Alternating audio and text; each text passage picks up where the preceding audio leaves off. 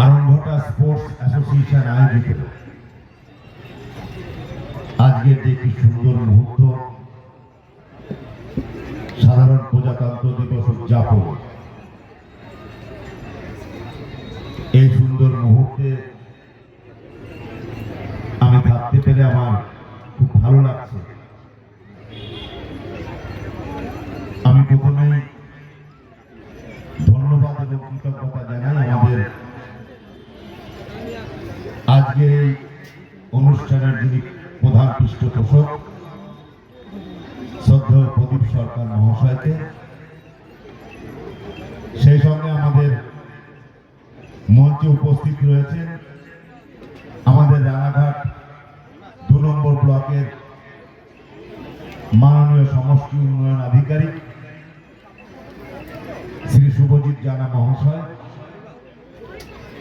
উপস্থিত রয়েছেন আমাদের এই যুগল কিশোর অঞ্চলের সম্মানীয় প্রধান শ্রী গৌতম বিশ্বাস মহাশয়, আপনাদের এই এলাকার লায়ন্স ক্লাবের বিশিষ্ট সমাজসেবী শ্রদ্ধেয় রাজশ্রী ঘোষ মহাশয়, এলাকার আপনাদের খুব প্রিয় মানুষ শ্রদ্ধেয় মদন বিশ্বাস মহাশয় এবং আরো অনেক গুণীজন মানুষ এখানে উপস্থিত রয়েছেন। এছাড়া আমাদের বিভিন্ন স্কুলের পরম শ্রদ্ধেয় শিক্ষক শিক্ষিকা,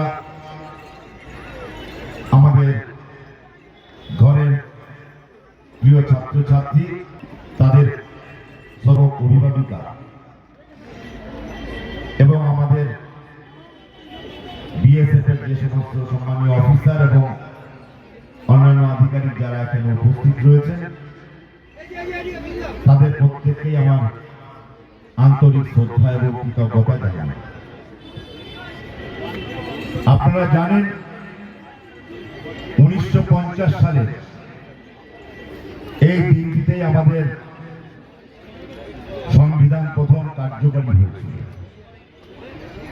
এটা আমরা ৭৭তম বছর পালন করছি। আমাদের দেশের চিন্তা ভাবনা এই বছরে কি রয়েছে আপনারা জানেন। বন্দে মাতরম যে একটা কালজয়ী সং, যেটা আমাদের ভারতবর্ষের প্রত্যেকের নাগরিককে নতুন ভাবে চিনতে শেখায়। সেই বন্দে মাতরম সং বঙ্কিমচন্দ্র চট্টোপাধ্যায় যখন এটা রচনা করেছিলেন, তারপর থেকে আজও পর্যন্ত আমরা যেখানে আমাদের পবিত্র সূচি, দায়িত্ববোধ, যেখানে আমরা এটা নিয়ে আলোচনা করি, যখনই আমরা কোনো অনুষ্ঠান করি, আমরা বন্দে মাতরম স্মরণ করি। আজ তার ১৫০ বছর পূর্ণ হয়েছে। এটা আমাদের যথেষ্ট আনন্দের সময়। আপনারা জানেন ভারতবর্ষের চিন্তা ভাবনা যে আত্মনির্ভর ভারত করতে হবে। আমাদের এই সংবিধানকে যারা কার্যকরী করার জন্য মূলত ভূমিকা গ্রহণ করবে, সেই চিন্তা ভাবনা তো আজ থেকে প্রায় ৭৬ বছর আগে এটা তৈরি হয়েছে। আমাদের চিন্তা ভাবনা থাকে যে আমরা সংবিধানকে কার্যকরী করব, সংবিধানকে রক্ষা করব, আমরা সাম্য বজায় রাখব, নিজেদের মধ্যে ঐক্য বজায় রাখব। কিন্তু এটা কেমন যেন দিন দিন বইয়ের মধ্যে লেখা রয়েছে, বাস্তবে কি সেটা আমরা করতে পেরেছি? আমরা অনেক জায়গায় অনেকে প্রশ্ন করি আমরা কি পেয়েছি এই দেশের কাছ থেকে। বিভিন্ন সময় দেখবেন অনেকেই 15ই আগস্টের সময় বক্তব্য রাখেন, অনেকে বিভিন্ন জায়গায় প্রশ্ন করেন আমি কি পেয়েছি। দুর্ভাগ্য হলো এটা সত্য যে আমরা দেশকে কি দিতে পেরেছি, এই প্রশ্নটাই আগে আমাদের করা উচিত। সময় এসছে, ভাবার সময় এসছে আমরা দেশকে কি দিতে পেরেছি। পুঁথিগত শিক্ষা অর্জন করেছি আমরা, নীতিগত শিক্ষা বর্জন করেছি আমরা দেশকে আস্তে আস্তে কালোর দিকে ঠেলে দিচ্ছি। কিন্তু এর জন্য দায়ী কি শুধুমাত্র আমার সমাজ ব্যবস্থা, আইন তো দেশে রয়েছে, আইন কার্যকরের জন্য, তার এক্সিকিউটিভ করার জন্য তার সমস্ত ব্যবস্থা রয়েছে। তা সত্ত্বেও আমরা আমাদের দেশকে কিন্তু এগিয়ে নিয়ে যেতে পারছি না। এর জন্য আমাদের সরকারের পাশাপাশি, আমাদের এই সংবিধান যারা রক্ষা করছেন তাদের পাশাপাশি, আমাদের বিভিন্ন সামাজিক সংস্থা, বিভিন্ন সৃষ্টিশীল মানুষ, সৃজনশীল মানুষ, প্রত্যেকের একটা দায়বদ্ধতা থেকে যায়। আর সেই দায়বদ্ধতা থেকেই চিন্তা ভাবনা করেই আরংঘাটার আমাদের এই sports lovers association, sports zonal association, তারা 1995 সাল থেকে এই চিন্তা ভাবনা করে তারা আমাদের মধ্যে বিশেষত বর্তমান যারা ছাত্র সমাজ, বর্তমান যারা যুব সমাজ, তাদেরকে কিভাবে বিষয়টাকে সঠিকভাবে তুলে ধরা যায় সেই চিন্তা ভাবনার নিরিখেই প্রতি বছর এই অনুষ্ঠানের আয়োজন করছেন। কিন্তু বর্তমানে ডিজিটাল যুগে এসে খুব দুঃখের সঙ্গে বলতে বাধ্য হই যে যারা এই ধরনের প্রোগ্রাম আয়োজন করছেন, আপনারা খেয়াল করবেন সব 50 বছরের বেশি বয়স তরুণ সমাজ, যুব সমাজকে আমরা এই ধরনের সামাজিক কাজ, এই ধরনের দেশকে এগিয়ে নিয়ে যাওয়ার কাজে আমরা আনতে পারছি না। আমাদের পরম শ্রদ্ধেয় শিক্ষক শিক্ষিকা, অধ্যাপক অধ্যাপিকা, আমাদের অনেক গুরুজন রয়েছেন, সকলে চেষ্টা করছেন, কিন্তু আমরা এটা পারছি না। এটা আমাদের ব্যর্থতা। আপনারা মাথায় রাখবেন, এই ব্যর্থতা কিন্তু এইভাবে চললে আমাদের দেশকে আমরা এগোতে পারবো না। ডক্টর এপিজে আব্দুল কালাম একটা ফর্মুলা বলেছেন, FAIL, ফেল, আমরা বলি ব্যর্থ হওয়া। উনি এটাকে অন্যভাবে ব্যাখ্যা করেছিলেন। উনি বলেছিলেন ফার্স্ট অ্যাটেম্প্ট ইন লার্নিং।